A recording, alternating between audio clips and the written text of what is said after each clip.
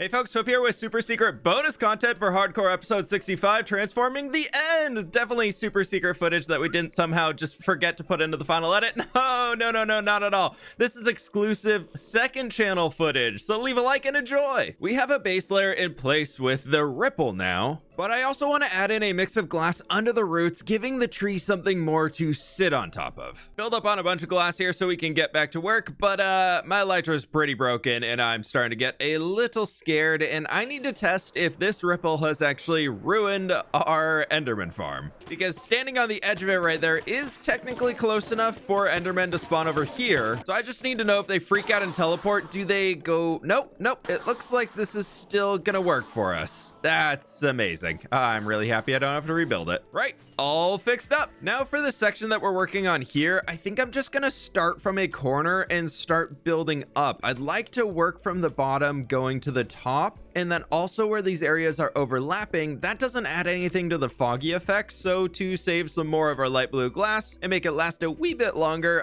we're just gonna ignore those. I'd like to try and make sure I'm only using the top layer, but it looks like that's gonna be a little bit more difficult if we're only revealing things as we go, as the overlap is gonna show. But maybe I just show an extra on top of where I am, and then this will do it. On to the next day now, as we place 40,000 blocks in for the ripple, and I needed a bit of a break away from my computer. I'm feeling much more awake now, and we're back on the grind, starting this new section that I think will make this look really cool. When originally designing this, I looked at a ton of images from the Hubble telescope and loved how all of the colors blended together. So I'm trying to recreate that here using different glass blocks layered into the fog. And I just had an idea for something that I want to try. So we can grab a little bit of glow like in here and plop down a few of them underneath the colored glass sections to give it a little bit more like ambient light and making these look like they glow, as I really like the look of them so far. But I think as we add in more layers of our light blue glass, we're gonna lose a lot of it, and this will help even the darker colors like the pink and the magenta here pop out a touch more. From back up on the walkway, that does help to make it pop a touch. You can kind of see the glow lichen, but I think it's small enough that it doesn't really matter. This is again turning into another massive amount of glass placing and forming these orbs of different colors throughout the foggy mess over another 2 hours, where surprisingly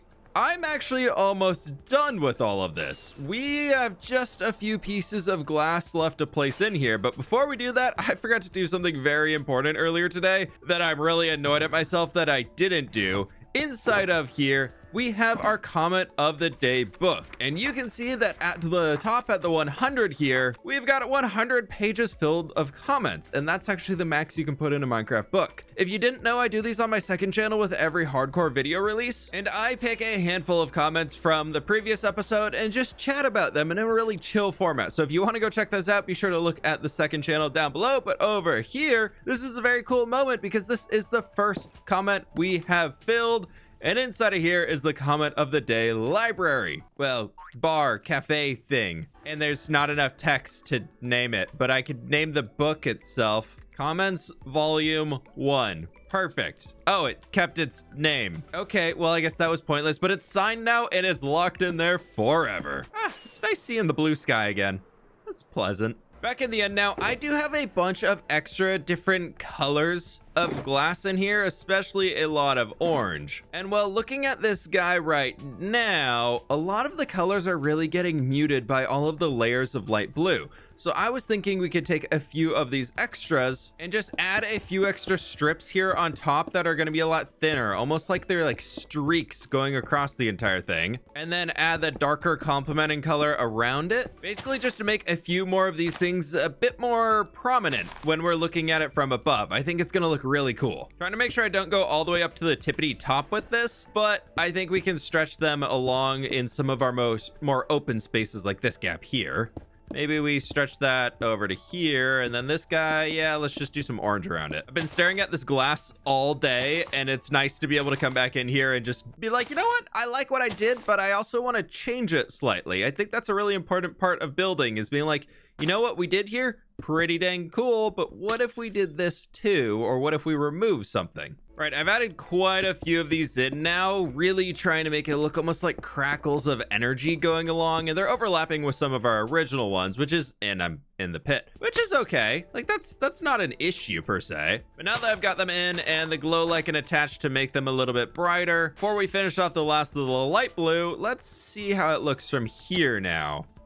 Yep, I like that. I really like that color popping through. There's so many layers in here that the darkness and everything almost adds like an additional color to everything swirling around in there. We are almost through all of our light blue glass with only 4 shulkers left back in here. All of those front 10 are empty. Turn the schematic back on, and this right here is actually everything that I have left to fill in. It's just these 2 layers. And I would like to say I'm very proud of myself of I haven't fallen through this once the entire time, and I just think that's pretty impressive. Patted myself on the back for that one. And here we go, the final upper layer is done. Look at that really cool color we get with all of the lime down there and everything. It's so fun. I really tried to make the center super bright and a lot of different colors in there, so it kind of gives like an energy vibe to it. Yeah, you want to know the really crazy thing about this? You know how we got all of those glass blocks?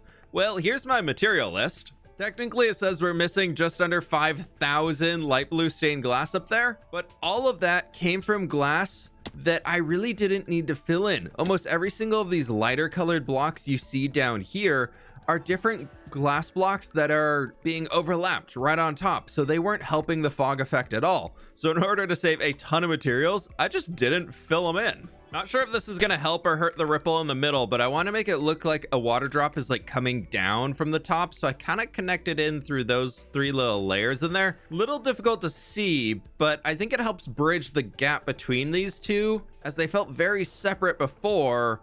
But overall, I think that's going to work. I think that's going to do it. I wanted the storm to very much stay underneath the tree, and where the branches of the tree reaches outwards, that's kind of where we're mimicking these tendrils or trails of the glass moving out from the tree as well. And there it is. The glass nebula is now sitting right under the end tree, and it's looking beautiful. Now, because I know people will ask, here's it with shaders too. Personally, I think this lessens the effect a bit, but I am very happy to be clearing up all of these shulker boxes. After they took so incredibly long to fill up, we can finally then clean them up and say we placed down all of the blocks. Back home where it is nighttime, and we can just take all these and put them in the empty shulker box for all future projects. Just ignore that one that still needs to be emptied.